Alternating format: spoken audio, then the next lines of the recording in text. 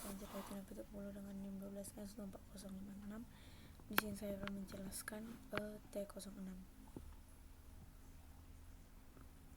Yang pertama saya akan membacakan rekeningnya dulu. Jadi T06 remedial ini.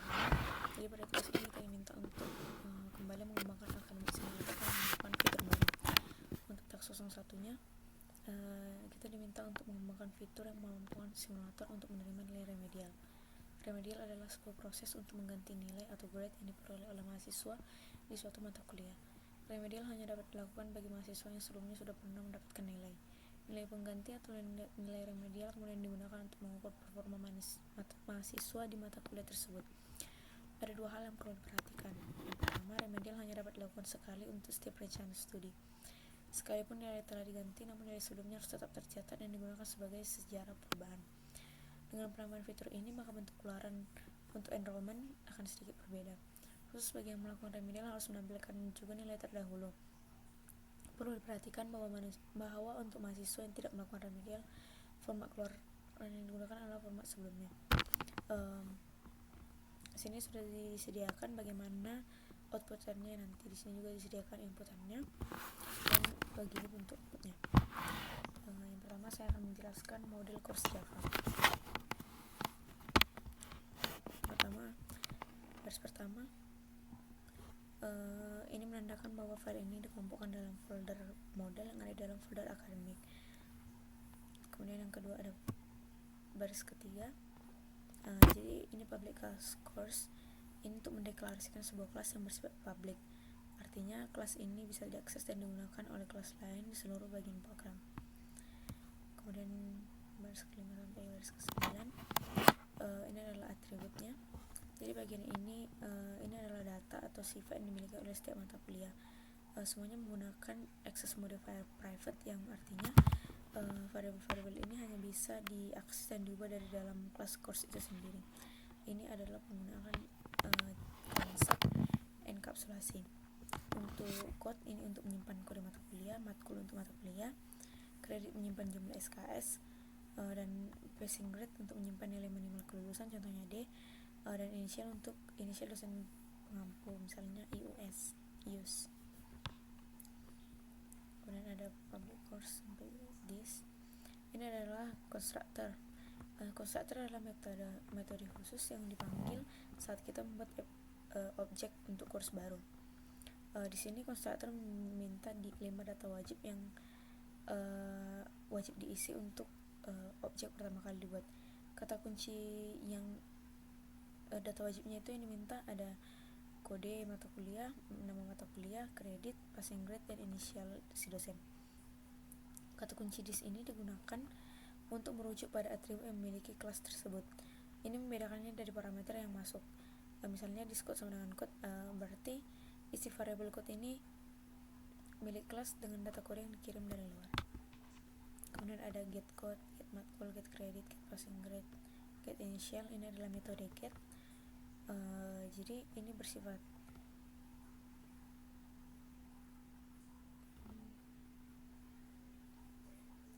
karena variabel yang di atas ini bersifat private, maka kita tidak bisa mengambil datanya secara langsung dari kelas lain.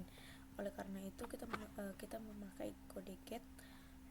Jadi jika kelas lain ingin tahu apa kode mata kuliahnya, mereka harus memanggil course get code misalnya. Ada juga public void set name sampai ke set initial. Jadi ini adalah setter. Ini digunakan jika kita ingin mengubah data yang sudah ada dalam objek setelah objek diciptakan. Ada model yang kedua, enrollment. Pertama kita mulai dari private.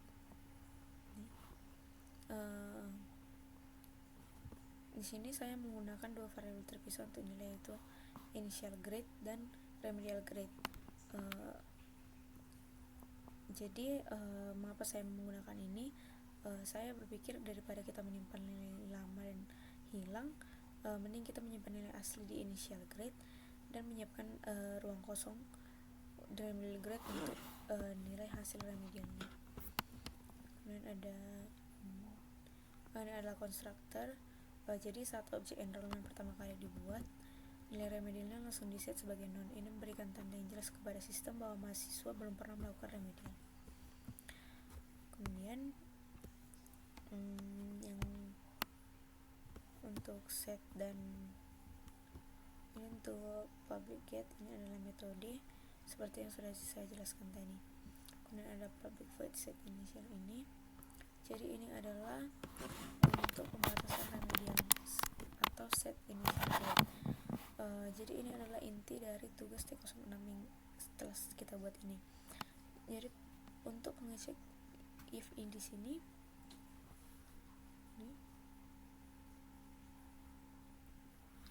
untuk if di sini akan melakukan dua pengecekan yang paling penting, yaitu disgrade equals yang ini. Ini memastikan bahwa mahasiswa sudah punya nilai awal. Jadi jika nilainya masih nol, maka remedial tidak bisa dilakukan. Kemudian untuk this remedial grade equals none, ini memastikan bahwa ini adalah remedial yang pertama. Jadi jika remedial grade sudah berisi nilai misalnya A, maka kondisi bernilai false dan blok koridornya akan dilewati aja. Dan ini dengan sukses memblokir percobaan remedial kedua, ketiga, dan seterusnya. Kemudian ada public string ini.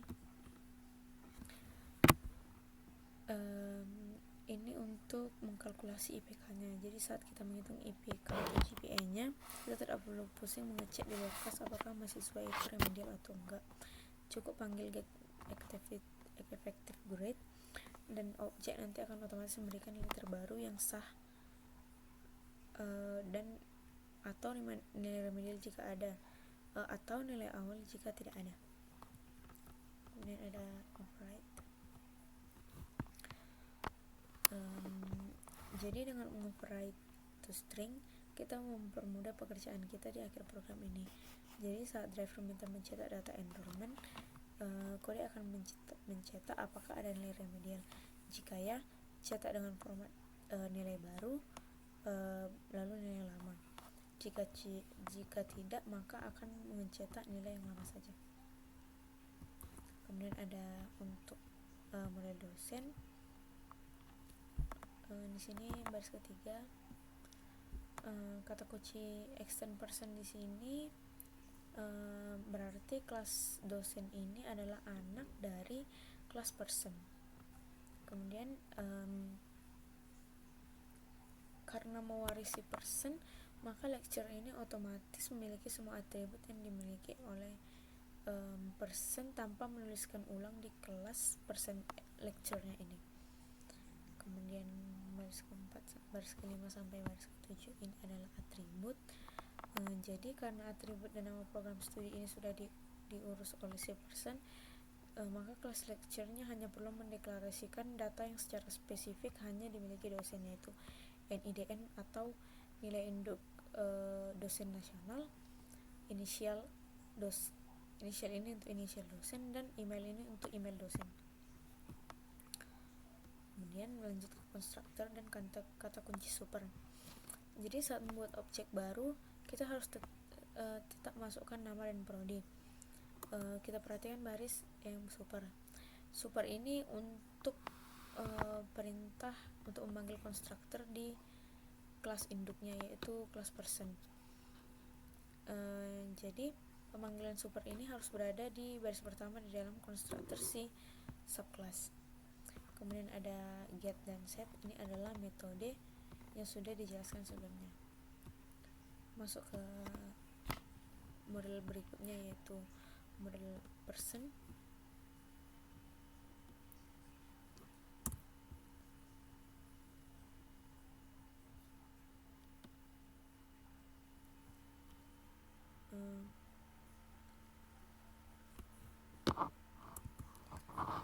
Jadi untuk model personnya ini, yang pertama ada public class person. Ini untuk mendeklarasikan kelas person secara publik agar bisa digunakan atau diwarisi oleh kelas lain di luar file person ini. Kemudian ada private string name dan prodi. Mengapa hanya 2 data dasar? Jadi data yang digunakan person ini hanya mempunyai 2, yaitu name dan prodi, dan menggunakan akses private karena ini adalah inti dari enkapsulasi, yang artinya data nama dan prodi ini dikunci di dalam kelas person ini. Jadi tidak ada kode dari luar yang bisa tiba-tiba mengubah nama seseorang tanpa izin. Kemudian ini adalah konstruktor. Ini syarat wajib yang harus kita buat untuk menciptakan objek person baru. Kita harus memberikan nama dan prodinya. This name sama dengan name ini sama seperti sebelumnya. This ini memastikan bahwa data yang dimasukkan dari dalam kurung parameter itu dimasukkan dengan benar ke dalam variabel milik kelas. Kemudian ada get, ini untuk membaca. Jadi karena aksesnya private, kelas lain yang mau tahu siapa nama orang maka harus melalui metode get. Kemudian ada set. Jadi jika ternyata salah ketik nama atau orang atau seseorang ini pindah prodi, maka data ini bisa kita ubah menggunakan metode set. Yang terakhir masuk ke model student. Pertama ada public class dan extend person. Jadi kata ini untuk mendeklarasikan kelas dan konsep pewarisan. Kata kunci extend di sini menunjukkan bahwa mahasiswa ini adalah seorang person. Jadi dengan pewarisan ini student otomatis mendapatkan atribut nama dan prodi beserta metode get dan setnya dari kelas personnya tanpa perlu kita tulis ulang. Kemudian ada private string name dan tahun. Jadi karena nama sama prodinya udah tanda tangan di person, di sini kita hanya perlu menambahkan data yang secara khusus hanya dimiliki oleh mahasiswa, yaitu name atau nomor induk mahasiswa, year atau tahun angkatan masuknya. Keduanya ini bersifat private untuk menjaga keamanan data. Ini adalah konsep enkapsulasi juga. Dan ini adalah konstruktor atau pembawa objek. Jadi saat kita mau membuat mahasiswa baru, kita harus memasukkan 4 informasi, yaitu name, nama, tahun, dan prodi. Super name prodi ini perintah wajib yang harus kita letakkan pertama di baris pertama konstruktor. Jadi perintah ini memanggil konstruktor milik person untuk mengurus pengisian data nama dan prodi. Jadi setelah urusan manusianya selesai diurus oleh super, barulah baris selanjutnya this name dan this year ini mengisi data spesifik mahasiswanya. Kemudian di sini ada get dan set. Jadi ini metode standar untuk mengambil dan mengubah data name dan tahun angkatan si student. Kita masuk ke driver 1. Kita langsung ke scanner. Ini scanner ini adalah alat untuk membaca teks yang diketik atau inputan yang diketik oleh si pengguna. Kemudian ada array list. Jadi karena kita tidak tahu berapa banyak mahasiswa dosen atau mata kuliah yang akan input, kita menggunakan array list untuk menyimpan objek yang belum kita ketahui itu. Ada while scanner. Ada string comment ini untuk membaca inputnya. Jadi program nanti akan terus membaca baris demi baris selama masih ada input atau has next line. Jadi jika menemukan tanda triple dash, maka program akan break dan membaca input lalu keluar dari loop. Untuk tanda pagar atau split ini nanti kalau inputnya ada dipisah dengan tanda pagar, maka nanti akan dipecah menjadi kumpulan data berdasarkan tanda pagarnya itu. Kemudian ini sini sampai ke bawah ini switch case. Jadi program ini saya menggunakan switch case untuk mengecek perintah yang dimasukkan. Jadi mulai dari pertama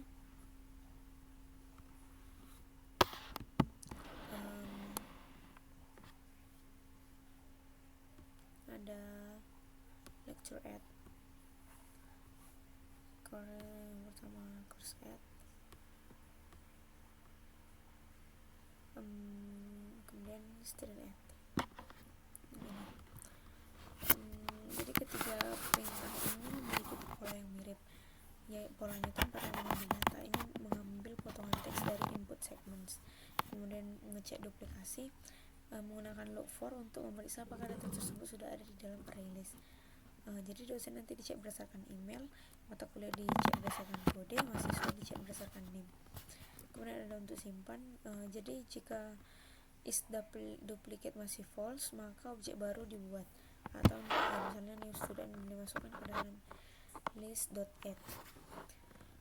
Untuk yang course add terdapat block string boulder yang bertugas mencari email dosen berdasarkan inisialnya. Jadi kalau inisial dosennya US, maka program akan mencari di list dosen, kemudian mengambil emailnya dan mengubah formatnya menjadi US sebelum menyimpannya di objek course. Kemudian ada untuk enrollment add, ada untuk mengelola, ada enrollment add di sini. Ini untuk mengelola pendaftaran.